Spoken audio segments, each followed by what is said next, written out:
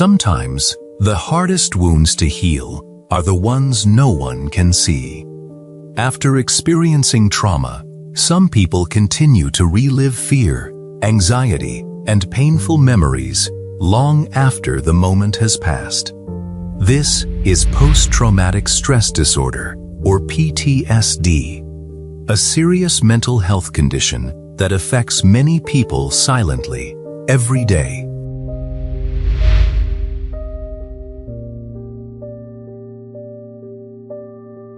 I think a lot of people use it day to day on the street. Your girlfriend will tell you how their ex gave them PTSD.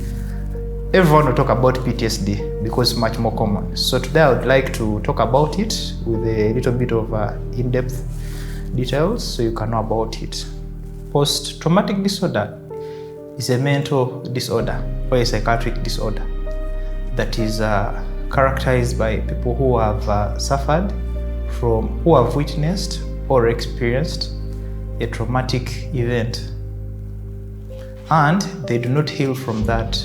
We diagnose it after a month when someone suffered from a traumatic event or witnessed it, and after a month they're experiencing the following symptoms.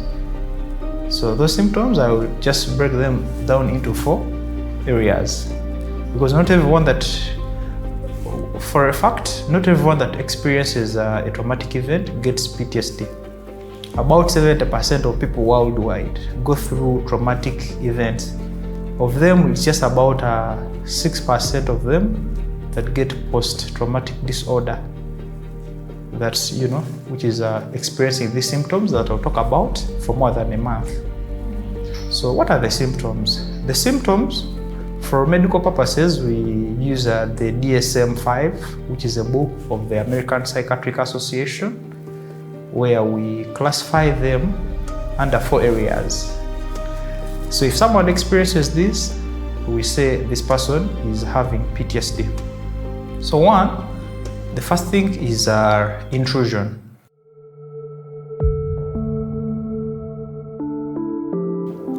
Something we call intrusion. And intrusion, you have things like having nightmares, having flashbacks of that memory.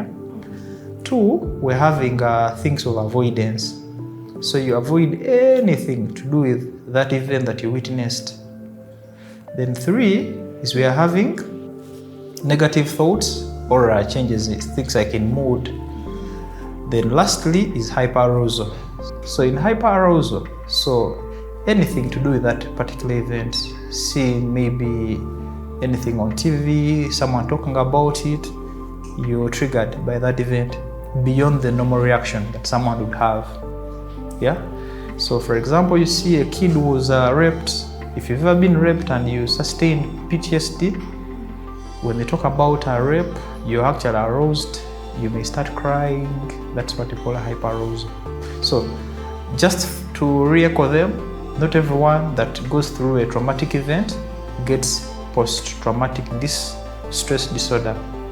So it's only people that experience the 4 categories of the symptoms that we categorize them as PTSD.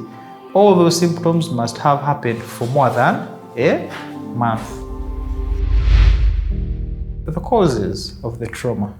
Okay, we have things that happen on a day-to-day basis. Could be an accident, you sustained an accident. Could be social events, could be things such as rape, could be things such as, simply quarreling with your partner or your parents, could be things, maybe someone treating you in a particular way that's not right, could be maybe you sustained an accident, and plus so many other things. There could be so many events that could cause you to have post-traumatic disorder.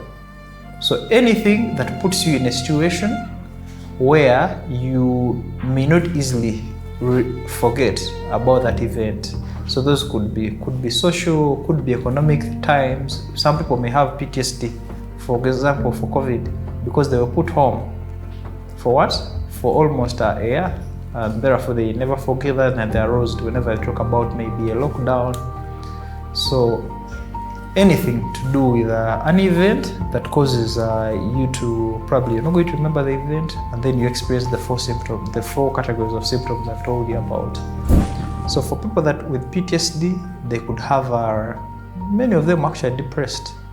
So they may present with a depression. Many of them with PTSD may present with drug, substance abuse. Many of them could present with, some may have, many people could even have anxiety, could have, a lot of things could happen. So it's an individual by individual case. So what are some of the risk factors that we think this person is probably going to experience? Yeah? That this person is at a high risk. So for people that already have an underlying medical condition, psychiatric condition, yes, someone maybe has an anxiety disorder and therefore they go through this traumatic event, they're most likely going to experience PTSD. People with substance use, we may talk about genetics. Certain people are predisposed to PTSD more than others. We may talk about your social support system. People with a poor, with often no social support system experience PTSD compared to those with a good support system, plus many others. So if you think you may be a neighbor, you may be a parent, you may be a brother, a sibling, and then you see someone present with the four things that I have talked about, so you may start to think that this person has what? PTSD. So what you do, the best you can do is help them to seek professional care, a psychiatrist, from a medical officer, or any other profession. Could be a counselor, any other profession. So for these people, most times when you take them there are several ways they could be managed. One of the most effective ways that people are being managed in our surrounding is simply through a form of counseling, which is called cognitive behavior therapy. We help you go through the traumatic event using, it's a cognitive behavior therapy. Your behavior towards that stress, and it's a whole way that we help you go through that. Then two, these people could, for example, be depressed. If you're depressed, it's true, through counseling we can help you, but then also we may give you drugs that can help you, antidepressants. Three, we may help you in part of the treatment. We may help you if your social surrounding is probably exposing you to more trauma, we may remove it. So it's a whole complex issue that goes with both counseling, the non-medical, and then the medical way as well may give you drugs. So community, all of us, I'm talking to all of you as community members, we should, one, we should be vigilant to look at people. If for example, if your son or daughter comes to school and tells you they were, for example, beaten by a teacher, if your spouse tells you they have gotten an accident, one, look at them. Look at them, see, are there changes, in their behavior? Are their thoughts negative? Are they hyper-aroused? Are they having, negative thoughts? Anything that I have talked about before. So once you realize that as a community, your role, most importantly, is to help and refer these people to a professional that will give them the medical attention. We should not, actually, this is very common in our society. People think, because the people that are predisposed to PTSD are usually often the vulnerable people in our communities. For example, the soft people, women have a higher incidence of getting PTSD, children. So we may think in Uganda, no, this child is not having what? PTSD.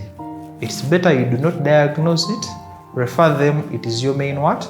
Role. Refer them to where they can get treatment. So where can you get help? If you think you yourself or other people around you have PTSD, you may go to the hospital. There are several hospitals, regional referral hospitals, even district hospitals. You may go to, we have NGOs, that have specialists in helping people with psychiatric disorders, of which PTSD is one of them.